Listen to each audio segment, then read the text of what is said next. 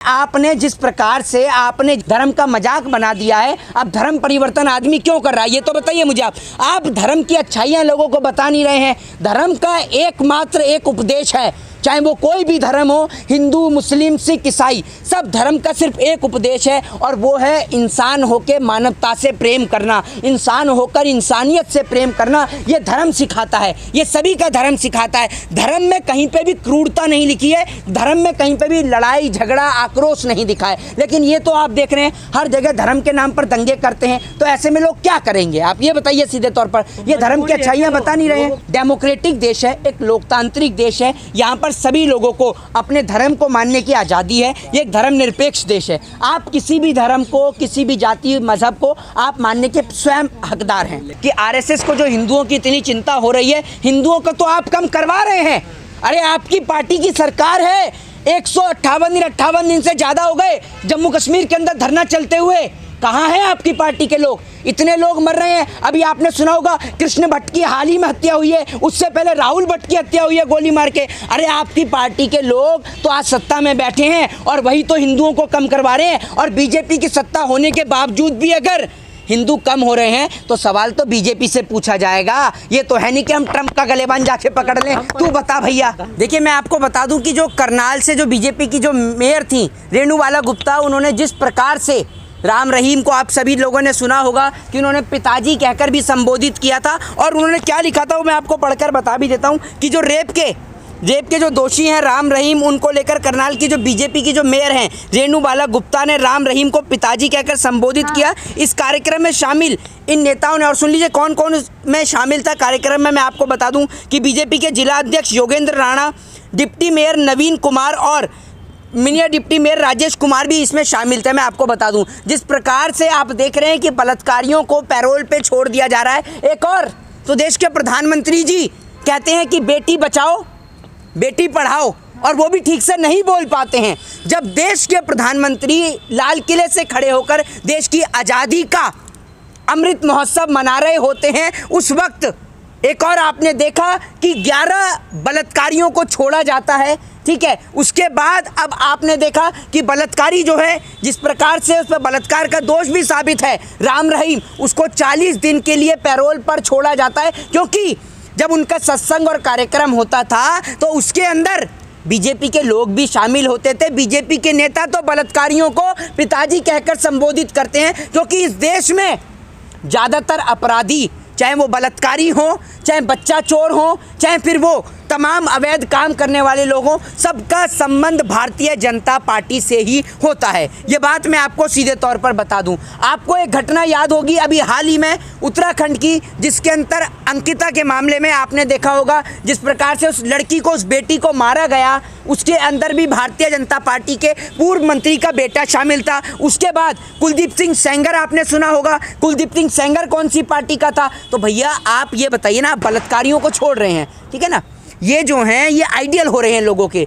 ठीक है, एक और आपने देखा कि आप एक काम करिए, आसाराम बापू जो है वो भी है, उसको भी आप छोड़ दीजिए। ठीक है, बलात्कारियों को छोड़ दीजिए। 11 जो बलात्कारी हैं वो भी आपने छोड़ दिए हैं। इधर राम रहीम को भी पैरोल पर आपने निकाल दिया है बाहर। जिस प्रकार से आप बलात्कारियों को छोड़ रहे हैं और उसके बाद आप बेटियों की बात करते हैं, क्या प्रधानमंत्री नरेंद्र मोदी जी को शर्म नहीं आती है कि बेटियों की बात करते हुए, महिलाओं की बात करते हुए और दूसरे बलात्कारियों को रिहा किया जाता है? कि आप एक काम करिए ना, आप इन बलात्कारियों को सबको बाहर निकाल दीजिए। आप तो कह ही रहे हैं कि इनका जो है बर्ताव इनका अच्छा है, तो आप एक काम करिए, इन बलात्कारियों को बाहर निकाल दीजिए और लोग इनसे प्रेरणा लेंगे। तो प्रेरणा स्त्रोतक हो रहे हैं ना लोगों के, ये तो लोगों के प्रेरणा स्त्रोतक हो रहे हैं बलात्कारी। भाजपा वाले तो उनको पिताजी कह रहे हैं। जो पार्टी के नेता बलात्कारियों को पिताजी कहें, ऐसे बाबाओं को वो पिताजी कहकर बुलाएं, तो मुझे बड़ी शर्म आती है इस बात से। दूसरी बात, प्रधानमंत्री नरेंद्र मोदी जी नारी सम्मान की बात किस मुंह से कर लेते हैं, मुझे तो ये समझ में नहीं आता।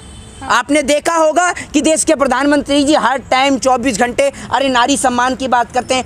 बेटियों की इज्जत और आबरू लूटने वाले आपकी पार्टी के नेता, बेटियों के साथ खिलवाड़ करने वाले आपकी पार्टी के नेता, बलात्कारियों को पिताजी बोलने वाले आपकी पार्टी के नेता, तो आप किस मुंह से आप किस मुंह से जो है वो महिला सम्मान की बात करते हैं, नारी सम्मान की बात करते हैं। अरे भैया, इनका तो बस नहीं चल रहा। ये महिलाओं की सुरक्षा का जिम्मा भी आसाराम और राम रहीम जैसे लोगों को दे दें, उनके हाथ में दे दें। आपको एक बात सीधे तौर पे बताऊं कि आज कहीं से कहीं तक आपको, कश्मीर से कन्याकुमारी तक आपको महिला सुरक्षित नजर आती है? बताइए, आपको पूरे देश में अगर आपको लगता हो कि महिला सुरक्षित है, बताइए। कहते तो है बीजेपी वाले यूपी में सबसे ज्यादा सुरक्षित है महिलाएं। अरे भैया, यूपी में अगर महिलाएं सुरक्षित हैं तो आपने देखा होगा हाल ही में अभी लखनऊ के अंदर एक छात्र के साथ में बलात्कार हुआ है। क्या आपको एक महिला होते हुए इस बात की जरा भी शर्म और अफसोस नहीं? मैं आपसे कह रहा हूँ, आपको महिला होते हुए क्या आपका सीना, आपका कलेजा नहीं पसीजता? क्या आपका दिल इतना पत्थर का है कि आप एक महिला होते हुए भी ये दिल ये इस बात के लिए नहीं सोचता कि कम से कम मैं एक महिला हूँ, मेरे को महिला के लिए ये मैं क्यों जा रहे हैं? देखिए, माफ करिएगा, सुन लीजिए, मैं आपसे क्या कह रहा हूँ मैडम, मैं आपसे क्या कह रहा हूँ, पर्सनल की बात नहीं कर रहा हूँ, मैं पर्सनल या व्यक्तिगत आप पे टिप्पणी नहीं कर रहा। मैं आपसे एक महिला के तौर पर, मैं आप पे कोई आरोप नहीं लगा रहा हूँ। और देश की तमाम महिलाओं से भी मैं पूछना चाहता हूँ कि अगर मैंने इन पत्रकार महोदय के लिए कोई गलत प्रकार का शब्द कहा हो तो आप मुझे बताइए। मैंने सिर्फ इनसे इतना कहा और इनको इस बात की मिर्ची लग गई कि मैंने सिर्फ इनसे इतना सा प्रश्न किया कि आप एक महिला हैं, क्या आपका महिला होते हुए दूसरी महिला के लिए कलेजा नहीं पसीजता? क्या आपको इस बात का बुरा नहीं लगता कि बलात्कार के जो 11 दोषी हैं उनको किस प्रकार से जेल से रिहा किया जाता है? जिस प्रकार से राम रहीम को आपने देखा कि जो है पैरोल पर बाहर निकाला जाता है, तो क्या आपको नहीं लगता कि हम सिर्फ महिला सुरक्षा की बात ही करते हैं, नारी शक्ति की बात ही करते हैं, हम किसी भी चीज़ पर इम्प्लीमेंट नहीं करते हैं, किसी भी कार्य पे कोई भी इम्प्लीमेंट नहीं करते हैं? देखिए, वो महिलाएं मंत्री कहाँ से बोलेंगी? अरे उन महिला मंत्री जब बोलती हैं जब बात उनकी बेटियों की आती है, ठीक है ना। वित्त मंत्री जी सब्जी अगर खरीदने जाएंगी बाजार में तो 1000 फोटो अगले दिन सोशल मीडिया पे नजर आ जाएंगी, ठीक है ना। अगर आप वित्त मंत्री की बेटी के ऊपर आरोप लगाएंगे, वित्त मंत्री के या फिर स्मृति ईरानी की बेटी के ऊपर आरोप लगाएंगे तो ये खूब बोलेंगे, ये लोग बड़े चिल्ला चिल्ला कर बोलेंगे। लेकिन जब बात इस देश के अंदर की बेटियों की आती है, गरीब बेटियों की आती है, आप आम जनता की बेटियों की और बच्चियों की बात आती है, तो भारतीय जनता पार्टी के तमाम नेताओं के, मंत्रियों के, सांसदों के मुंह पर ताला लग जाता है, इनके मुंह के अंदर फेविकॉल जम जाती है। आज देश के अंदर महिलाओं की सुरक्षा एक सबसे बड़ा सवाल है।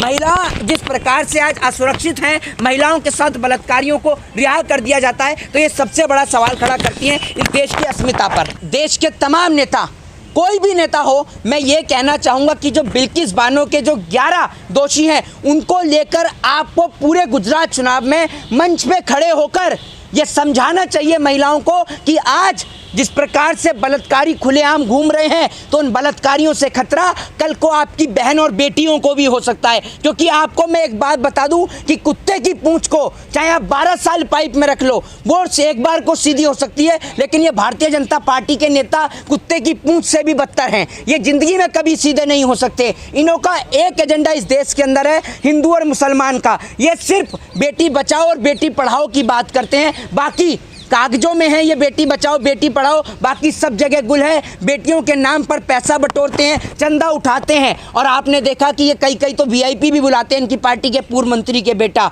और आपने देखा भी होगा जिस प्रकार से जगह जगह अपराधी आज खुलेआम घूम रहे हैं। हरियाणा की बहन बेटियों को भी खतरा है, क्योंकि राम रहीम जैसे अपराधी आज खुलेआम सड़कों पर घूम रहे हैं, भले ही पैरोल पर घूम रहे हैं, लेकिन खतरा तो है देश की बहन बेटियों को। आज जिस प्रकार से बिल्किस बानो के 11 अपराधी सड़क पर घूम रहे हैं, हाथरस के अंदर एक बेटी के साथ बलात्कार हुआ, उसका कुछ पता ही नहीं चलता, तो ये वाकई में देश के लोकतंत्र पे, देश के संविधान पे, देश की जुडिशरी पे एक बड़ा सवाल खड़ा करता है।